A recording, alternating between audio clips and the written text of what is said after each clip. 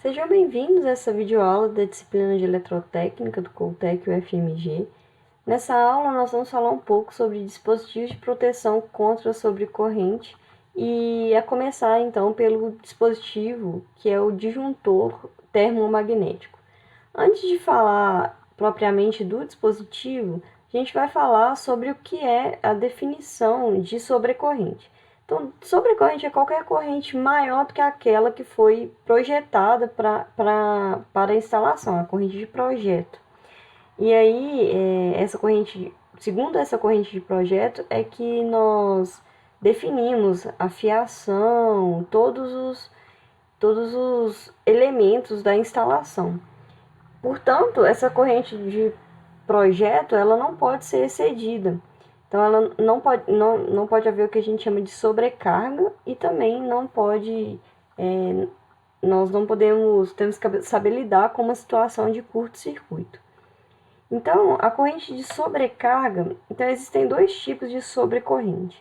O primeiro é causado pela sobrecarga. O que é a sobrecarga? É o excesso de carga na instalação, ou seja, quando eu alimento naquela instalação ou no circuito qualquer daquela instalação um equipamento que vai consumir uma corrente maior do que a corrente de projeto, né, a corrente nominal daquela instalação e portanto da fiação, etc. E aí, a corrente de sobrecarga, que é uma sobrecorrente, ela tem a característica de ser uma corrente de menor valor, a depender da potência da carga que está sendo ligada, né, ou do somatório de cargas que está no total ali causando uma sobrecarga. Então, se eu colocar, como aqui ilustrado, né, num amontoado de conexões, se eu colocar muitos equipamentos e a soma das potências desses equipamentos for maior, né, exceder aquela que é projetada, a potência projetada, a corrente projetada para o circuito, a gente vai ter uma situação de sobrecorrente. Então, isso vai depender do tanto que eu estou excedendo aqui em termos de potência de equipamentos. O outro tipo de sobrecorrente é a corrente de curto-circuito. Ela tem uma característica diferente, né? Ela é causada por um caminho que se forma, um caminho de baixa impedância, que se forma acidentalmente, então pode ser por algum dano causado na isolação dos fios, né, do circuito, e acidentalmente um ponto é ligado ao outro, criando um caminho de baixa impedância, ou resistência, né? Se nós temos um caminho de baixa resistência, se a gente considerar essa figura aqui, olha, o caminho ele foi formado antes da carga. Então, acidentalmente, eu tinha originalmente um circuito que vinha aqui da alimentação de 127 volts, vamos supor fase neutro, né? Então, eu estava trazendo fase neutro para uma carga qualquer e acidentalmente um ponto aqui desse fio de fase ele foi ligado no fio de neutro. Vamos supor que esse fio derreteu, né? Derreteu parte desses dois fios e aí a isolação foi rompida, causando a conexão acidental. Então, olha só o que a gente tem. A gente tem um caminho aqui que é um fio. Um fio que, né, idealmente tem resistência igual a zero. Ele não é igual a zero, né, mas é muito baixo. Se a gente tem um caminho de baixa impedância ou baixa resistência, a corrente que vai preferir passar por esse caminho ao invés de passar pela carga. E quando ela passa aqui, a única coisa que limita esse valor dessa corrente é o valor dessa resistência, que tende a ser zero. Então, a corrente ela tende para o infinito mesmo. Então, essa é a característica das correntes de curto-circuito, né?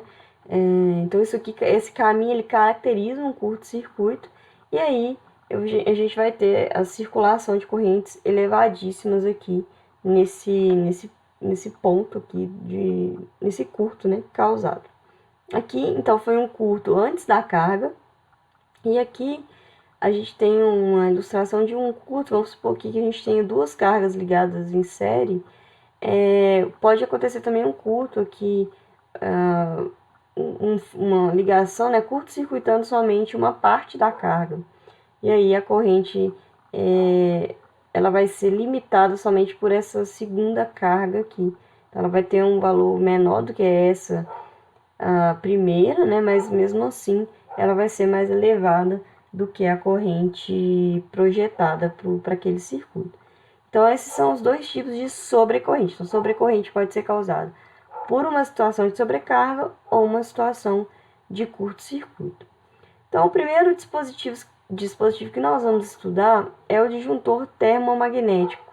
Ele é, né, usado nas nossas instalações residenciais e eles trabalham seccionando um circuito ou abrindo esse circuito para impedir que uma sobrecorrente passe através daquela fiação e dos elementos daquele circuito, danificando e causando problemas na instalação. Então, essa abertura ela é feita por um disparador térmico ou pelo disparador magnético. E uma característica importante desse elemento, a gente está vendo aqui dois exemplos de mini disjuntores muito utilizados, então, nas instalações residenciais, né, em baixa tensão. Então, a característica importante aqui é que esse disjuntor ele pode ser rearmado. O que significa isso? Eu posso voltar com o disjuntor para a posição de fechado, ou seja, ele interrompe e abre, né, em caso de sobrecorrente, mas depois que eu resolvi esse problema que causou a sobrecorrente, eu posso rearmar ou reativar, colocando o disjuntor, então, novamente na posição fechada. Okay? Então, ele não é como fusível, elemento fusível que é danificado, né? Ele é fundido quando dá passagem de uma sobrecorrente, e aí eu tenho que fazer a troca do dispositivo fusível. Aqui não, a gente pode simplesmente rearmar o disjuntor, então ele é muito prático. Então, o disjuntor termomagnético ele tem esses dois disparadores. Como que isso funciona e por que existem esses dois tipos no mesmo elemento? Então, aqui a gente tem um diagrama funcional do disjuntor termomagnético, mostrando o disparador térmico, que é formado por uma lâmina bimetálica, e pelo disparador magnético, que é formado por uma bobina, que vai ser acionada com uma corrente X, né, projetada, então, ele é projetado, então, para disparar, para atuar a partir de uma corrente de curto-circuito, tipicamente, né? E aí ele vai ter um disparo que a gente vai ver que vai ser um disparo instantâneo. Como que então funciona primeiramente para a parte do disparo termomagnético? Do disparo térmico primeiro. Disparo térmico, então, vamos supor que a gente tem uma situação de sobrecorrente. Então, isso aqui é a representação do que acontece dentro do disjuntor. O circuito que está sendo protegido por ele está ligado aqui entre os terminais 1 e 2. Então, nessa situação, o circuito está fechado aqui, olha, através desse caminho, saindo do ponto 1, passando aqui por um trecho de resistência R, né? Então, eu passo aqui pela bobina E o circuito está fechado aqui nesse ponto C, finalmente chegando aqui ao ponto 2. Então, o que acontece no caso de sobrecarga? Então, eu tenho um equipamento ligado entre 1 e 2 que está solicitando mais potência do que o permitido, né, digamos assim, do que o dimensionado. E aí, essa corrente começa a aquecer, a corrente de sobrecarga começa a aquecer essa lâmina bimetálica. E a partir dessa corrente especificada para a atuação do disjuntor, essa lâmina começa a sofrer dilatação de tal maneira que ela enverga, digamos assim. Essa chapa em verde, ela tem um coeficiente de dilatação maior do que a chapa em amarelo. Então, ela vai dilatar mais, vai forçar essa barrinha toda para frente. Então, ela vai envergar e vai fazer o quê? Acionar essa alavanquinha verde, fazendo com que essa alavanca gire nesse sentido aqui dessa seta vermelha. E aí, quando ela gira, ela solta essa barra que está conectada no ponto C. Então, isso aqui vem para cá, essa alavanca solta, essa perninha, ela sai, e essa barra aqui, ela vai sofrer a ação dessa mola M2, e a mola ela vai puxar a barra para baixo, né, girando essa barrinha em azul aqui nesse sentido. Quando essa barra gira nesse sentido, o ponto C sobe, abrindo, interrompendo o circuito, né, que estava fechado aqui do ponto 1 para o ponto 2, ele vai ser interrompido exatamente nesse ponto C. Então, para recapitular, a barra bimetálica aquece, enverga na direção desse sistema A aqui, formado pela barra e pela mola.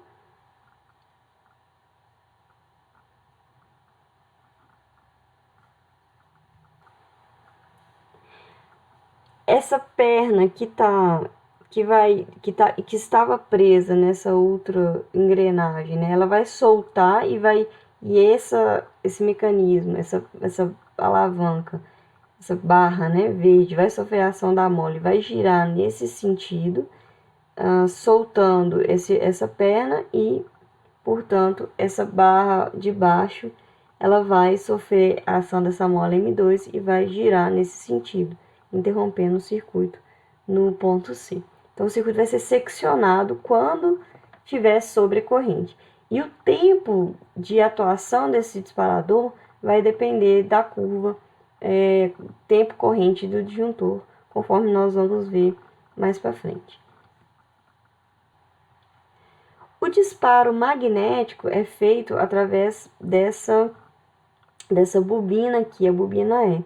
Então, ela é projetada, ela é calculada, né, dimensionada para quê? A partir de uma corrente de curto-circuito, essa bobina, esse indutor, ele vai produzir um campo magnético tal, com força tal, que vai atrair essa barra, né? E aí a barrinha, o mecanismo vai ser o mesmo. Ela vai soltar essa perna aqui, que está sustentando essa barra azul. A barra azul vai descer e vai seccionar, vai girar, né? Sob a atuação da mola M2. E aí o ponto C vai ser seccionado da mesma maneira. A característica aqui, diferente dos dois disparadores, é que quando a corrente atinge o valor projetado para disparar, para o disparo magnético, ou seja, para o campo que isso é forte o suficiente para atrair essa barra, o disparo ele é instantâneo. Então, instantaneamente, isso aqui vai atuar. A barra bimetálica não, ela vai aquecendo com o tempo, então ela demora um tempo para aquecer, e aí, com isso, né, o disparador térmico ele demora um tempo para atuar após o início da sobrecarga. Então, são diferentes tempos de atuação para os dois disparadores. Bom, os disjuntores eles têm características nominais, vem nos dados do disjuntor, no catálogo. Então, para começar, a gente pode falar das tensões nominais. Então, eles são projetados para suportar tensões específicas, tensões de operação, ou tensões nominais, né, de operação ou tensão nominal de serviço. Pode vir com essa identificação aqui com a letra U mesmo. E em segundo lugar, a gente tem a corrente nominal, que foi a corrente que o disjuntor foi projetado para suportar em regime ininterrupto. Então, o circuito ele pode consumir essa corrente N de maneira ininterrupta sob a condição de estar na temperatura de referência, né? Então, a norma considera 30 graus. Então, nessas condições, o disjuntor ele vai suportar a corrente N sem desarmar. Então, a corrente N ela tem valores especificados, né? E aí, aqui eu coloquei alguns desses valores, que são valores típicos que a gente pode encontrar nos fabricantes disponíveis. Ainda falando de corrente, a gente tem duas correntes chamadas convencionais, dois valores de correntes chamados correntes convencionais, que são dados sempre em função da corrente nominal ou da corrente de ajustagem. Por que ajustagem? Porque em alguns disjuntores nós podemos regular ou ajustar a corrente nominal. Então, a gente tem aqui a corrente convencional de não atuação, que é o INT, e a corrente convencional de atuação, que é o I2. O que significam esses dois valores? Então, eu coloquei aqui uma tabela com um exemplo de valores de INT e de I2, segundo as duas normas que regem, né, a fabricação dos disjuntores. Então, o que a gente pode falar sobre o INT? Essa é a corrente convencional de não atuação. Então, até essa corrente, então vamos supor que um disjuntor ele seja de 10 amperes nominal. Então, a gente sabe, né, que antes de 10 amperes esse disjuntor não vai atuar. Mas o que acontece? O fabricante ele coloca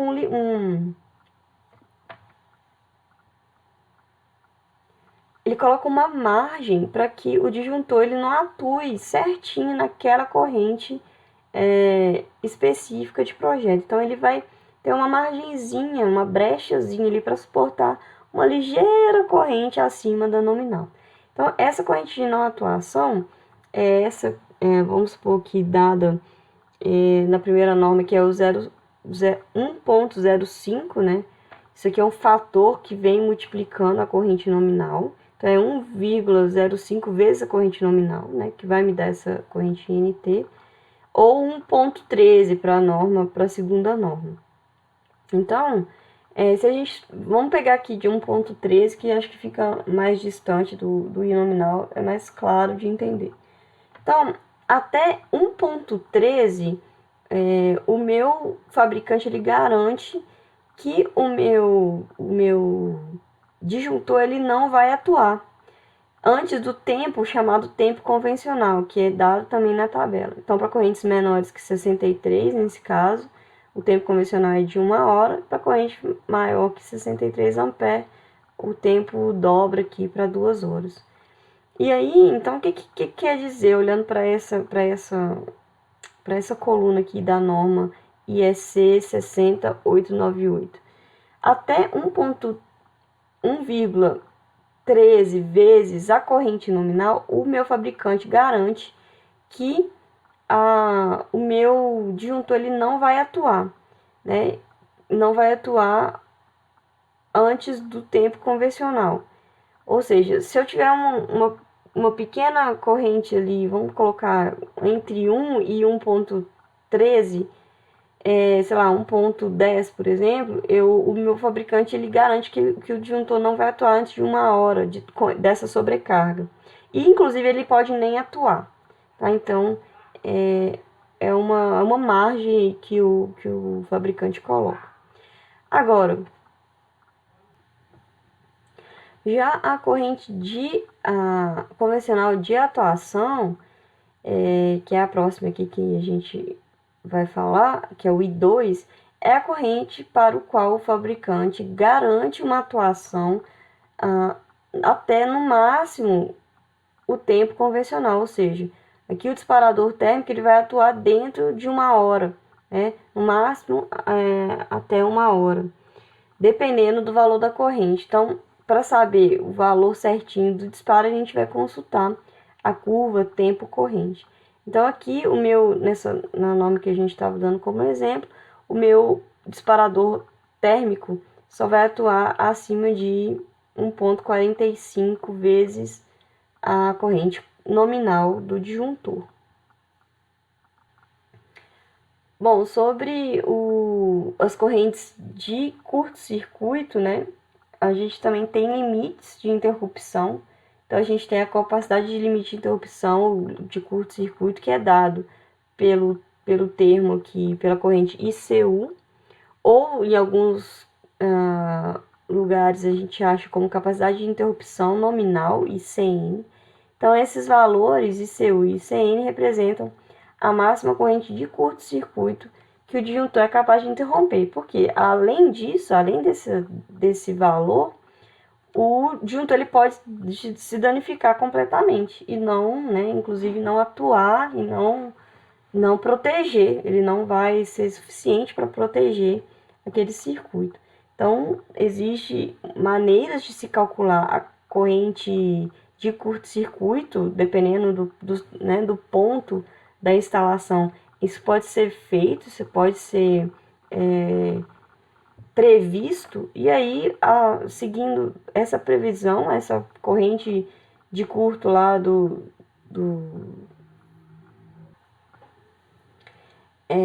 aquela corrente de curto presumida daquela instalação. Então, o disjuntor ele deve ser escolhido de maneira a ter um ICU menor do que a corrente de curto presumido. Ok? Existe também a característica nominal de capacidade de interrupção em serviço, que é uma medida de desempenho do disjuntor. E aí tem a ver com quantas interrupções sucessivas o disjuntor consegue fazer. Então, assim, uma imediatamente após a outra. Então, essa corrente ela é menor do que a corrente máxima, né? E aí o meu disjuntor ele só vai aguentar três interrupções sucessivas de no máximo essa corrente aqui ICS, ok? Bom, aqui a gente tem um exemplo de uma curva de tempo corrente de um disjuntor termomagnético. E aí, nessa primeira parte da curva, nós temos a ação do disparador térmico. Então, a gente pode ver aqui no início da curva o trecho correspondente à corrente INT, a corrente de não atuação, e a corrente I2, que é a corrente convencional de atuação. Então, observem que até entre a INT e a I2, né, se a gente for olhar aqui os dois fatores, o meu fabricante ele não define um tempo máximo de atuação. Olha, se a gente projeta esse valor aqui, que é um múltiplo da corrente, então esses valores o gráfico é dado aí. No eixo aqui das abscissas, a gente tem múltiplos da corrente convencional, da corrente nominal, desculpa. E aqui no eixo das ordenadas, a gente tem o tempo de disparo. Então, aqui entre a corrente de não atuação e a corrente de atuação, observe que se a gente projeta na curva, a gente vai bater num valor mínimo, mas não vai ter nenhum valor máximo. Então, esse valor ele pode exceder, inclusive, essa marca aqui, olha, no eixo do tempo, que é o tempo convencional, que né, poderia ser aqui 1 hora. Então, a partir somente da corrente de atuação, convencional de atuação, se a gente olhar aqui no K2, é que nós vamos ter uma garantia de que esse disparador ele vai atuar no máximo até 1 hora. Pode atuar dentro dessa faixa, o mínimo. A gente pega aqui esse primeiro ponto onde a reta, né, que vem lá da corrente, toca no gráfico. Então, eu toquei aqui primeiro nesse ponto, então, o projeto na linha do tempo, eu vou ter um tempo mínimo. E aqui, olha, o seu projeto, o seu marco aqui no segundo ponto, onde a linha tocou a curva, esse outro limite da curva, eu vou ter um tempo máximo de atuação. Então, observe que somente depois de K2 aqui, é que eu tenho um tempo máximo menor do que o tempo convencional. E aí isso vai acontecer para qualquer valor aqui dentro da ação do disparador térmico. Então, se eu projetar aqui, olha, mais um valor, eu teria um valor mínimo, um valor máximo, um valor mínimo, um valor máximo. Então, eu tenho uma faixa, um limite aqui definido entre essa curva de baixo e a curva de cima, ok? Então, observem que quanto maior a corrente de sobrecarga, menos tempo o meu disparador vai gastar para atuar. Então, o eixo de tempo que ele vai do menor valor para o maior valor, vai aumentando. Okay? Então, quanto maior a corrente, menor o tempo, dentro dessa marca aqui do disparador térmico. Para o disparador magnético, o que, que nós temos? A gente tem uma faixa de tolerância de múltiplos também da corrente IN. Então, para múltiplos de K3 até K4, o meu fabricante ele diz que a minha, né, tipicamente, né, o fabricante considera que a atuação do disparador magnético ela vai ser instantânea. Então, eu posso ter um pequeno joelho aqui, e aí em alguns catálogos vem marcado um valor de corrente pequeno, né? Ele não considera instantâneo, mas ele considera um valor bem pequeno de corrente, não, desculpa, de tempo. Então pode ser que um fabricante indique que o disparador térmico ele vai gastar, né, talvez 100 milissegundos, né, um tempo pequeno, mas é um instantâneo. E aí o disparador magnético ele vai atuar dentro dessa faixa de tolerância dada por esses dois fatores aqui, K3 e K4. Então, dentro dessa faixa, a gente considera, teoricamente, né, que o disparo ele vai ser instantâneo. Aqui a gente já está falando de correntes maiores, né, correntes de curto-circuito mesmo. Bom, ainda sobre a curva de tempo corrente, existem o que a gente chama de faixas de atuação, faixas B, C e D, que devem ser escolhidas de acordo com o tipo de carga que o disjuntor está protegendo, ou seja, a carga que está sendo alimentada por aquele circuito terminal ou circuito qualquer da instalação. Então, essas faixas, elas são definidas, né, por esses múltiplos da corrente nominal. E por que isso tem a ver com a carga? Porque as cargas, principalmente cargas indutivas ou cargas mistas, elas têm uma propriedade de que, quando ligadas, né, quando acionadas, elas possuem um pico de corrente, elas atingem um pico de corrente que normalmente é bem maior do que a corrente nominal. E aí, elas passam por esse pico, depois a corrente abaixa automaticamente, né, de acordo mesmo com o funcionamento dessa carga, do motor, da carga indutiva. Então, a corrente ela atinge o pico e cai automaticamente, né? E aí, para que o disjuntor ele não atue nesses picos de corrente característicos dos momentos de acionamento da carga, para que o disjuntor não desarme e desligue, o circuito não deixando a carga ser acionada, né? É que a gente deve escolher bem a faixa de atuação do disjuntor. Então, olha só, entre 3 e 5 vezes a corrente nominal, que são picos de corrente característicos de cargas resistivas, né? Cargas como chuveiros elétricos, aquecedores, proteção. Na verdade, não é que a carga tenha um pico, mas o disjuntor ele vai aguentar esse valor aqui, que é um valor pequeno, observem que é bem menor do que os que a gente vai ver mais para frente, mas que significa que por alguns instantes né,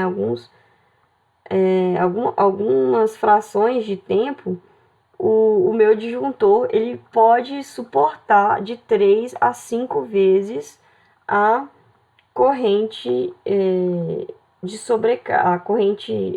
sobrecorrente, na verdade, né? Então, entre 3 e 5 vezes a corrente nominal, o disjuntor não vai desarmar. Então, isso aqui é usado nesses tipos de carga.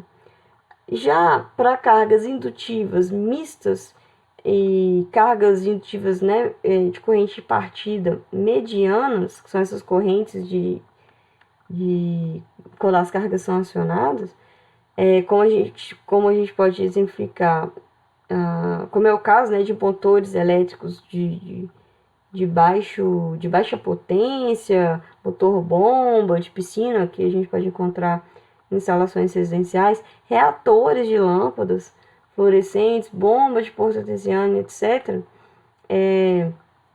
Nesse caso aqui, o disjuntor ele aguenta de 5 a 10 vezes, até 10 vezes a corrente nominal. Então ele deixa a carga partir, né? E aí essa partida ela demora poucos segundos, e aí depois o disjuntor funciona normalmente na corrente especificada, corrente nominal. Então é importante que o disjuntor espere a corrente de partida passar. E aí, para essas cargas, a corrente de partida ela é maior, então ele tem que aguentar uma maior corrente, né, por um pequeno intervalo de tempo. Aqui já é maior ainda, então 10 a 20 vezes a corrente nominal. Então são grandes cargas indutivas, grandes motores, tipicamente industriais, e também transformadores. Então essas cargas elas têm característica de ter a corrente de partida muito elevada. E aí fica entre 10 e 20 vezes a corrente nominal. E aí eu coloquei aqui um exemplo genérico de uma curva mostrando as 3 faixas de atuação. Então observem que a primeira faixa ela vai de 3 a 5. Então se o meu motor, vamos supor que a gente está colocando um disjuntor de faixa B num motor que vai atingir aqui, sei lá, 7 vezes a corrente nominal. O que aconteceria se eu colocasse o disjuntor B? Ele ia atuar para uma corrente de 3 a 5 vezes a corrente nominal. E aí, quando esse motor ele partisse e atingisse a corrente de partida 7 vezes maior que a nominal, o disjuntor ia desarmar e não ia deixar o motor ligar. Então, a carga não ia funcionar, ok? Então, a gente tem que escolher bem o disjuntor de acordo com a carga, com a característica de partida dessa carga. Okay? Então, é por isso que a gente precisa conhecer bem a carga para escolher o disjuntor. Tipicamente, nas residências, a gente encontra o tipo B, mas também pode aparecer o tipo C, se nós tivermos aqueles equipamentos que foram citados. Bom, pessoal, então é isso. Espero que tenha ficado claro e a gente se vê na próxima aula.